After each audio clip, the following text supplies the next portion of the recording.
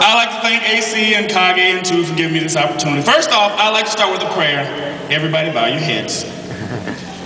Our Father, who art in heaven, first fandom be your name. AC will come and every fox will get done. Shh, this is a prayer, you cannot laugh. On earth as it is at every con. Forgive us of our baby furs. As we forgive the ones that poop in their pants. Deliver us from vaginas. And please don't lead us into the gears and the teeth. Shh, remember, shh, it's a prayer. For thine is the convention, the power, and full of sodomy. Forever and ever. And the congregation said, ow. Well,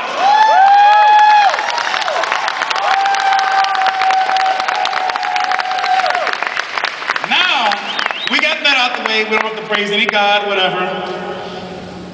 My name is Jibba Foxcoon. First off, I'm not an alcoholic, but I'm a lush. I'm from the South, I'm black. I know it's come a shock. This is my summer costume. And I'm gay.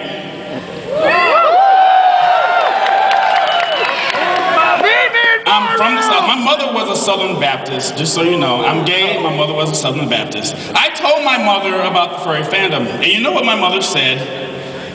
At least you're not hanging out with the fags anymore.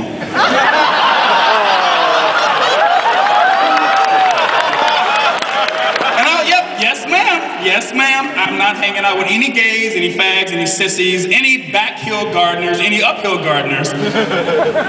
Whew. And, you know, actually, I'm thinking about bringing her here next year.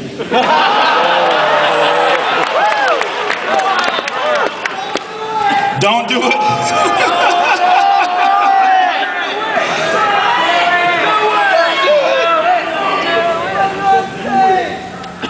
I love Sprite.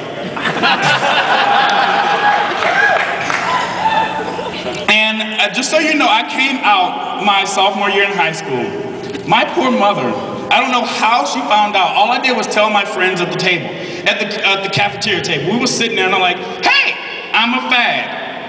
And they said yay, and they clapped.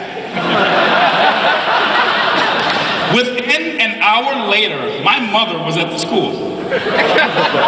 She took me home. When I got home, there were these two people at the kitchen table. As I walked in the door, they marched me right out. My mother had me committed. They took me to the psych ward. I got to the psych ward, and trust me, you will meet some of the best old women in your life. And there is one thing that I found out there.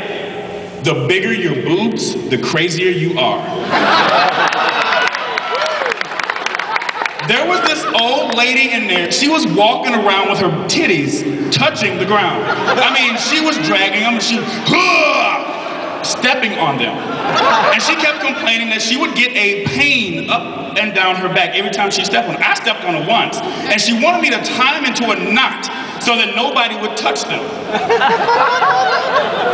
Needless to say, I did. I've always wanted to touch boobs. I like my own, and I like everybody else's normally. Ooh, you know what? That reminds me of a story. For as old as I am, I saw my first vagina 2 weeks ago, in person. I was at a friend's house, and they were playing some drinking game, and it was a strip game. And as I was playing this game, they were stripping feverishly. I was watching my friend's thing swing in the wind, and the closest person to me was a woman, and she kept stripping her clothes off, and I'm like, oh Lord. She got down to her panties, and I was just staring. I was waiting for her to jump out and get me. They lost, and she took her panties off. Now, this was the most disgusting thing I've ever seen in my life. It's exactly what it was doing to me. So, normally when you see that kind of stuff, you look off to the side and you close your eyes and you think, and maybe I count to 5, and I look back and it'll be done. I was pleased when I turned around, there was nothing there. Then she decided to walk to me and talk to me.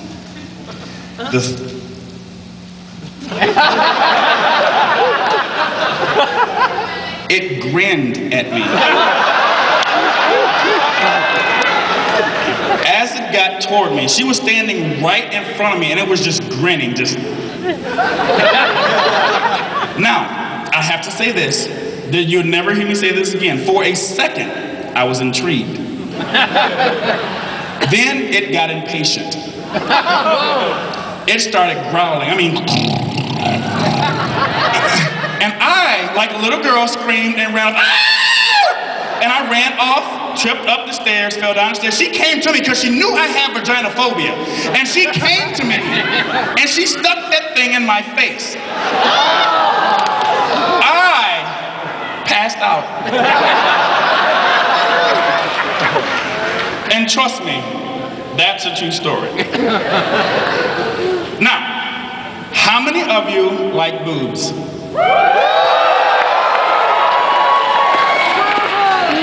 I do too, but I like my own.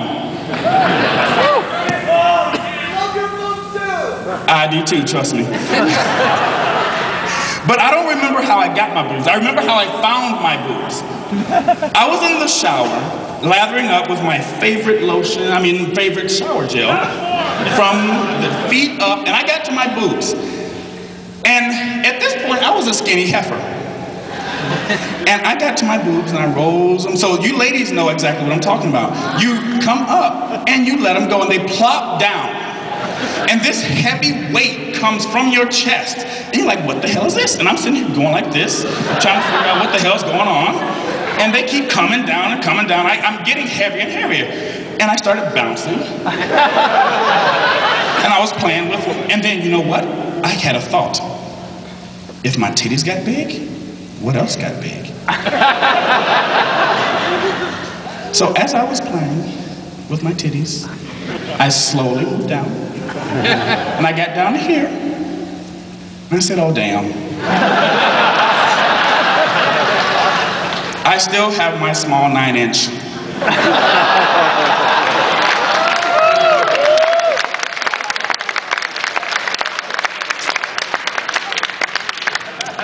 No, take me off of there. You don't need to see me drink. Drink again?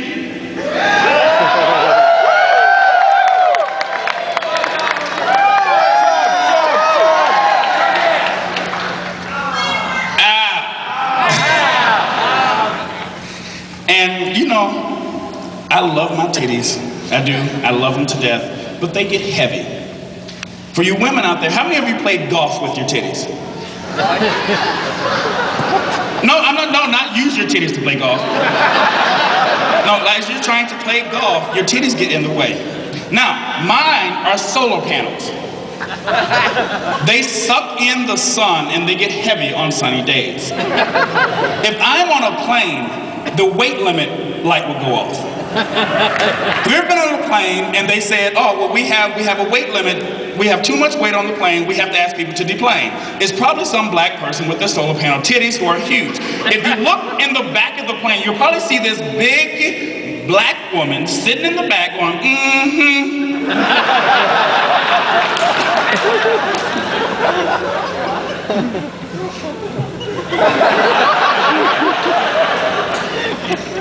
I need another drink.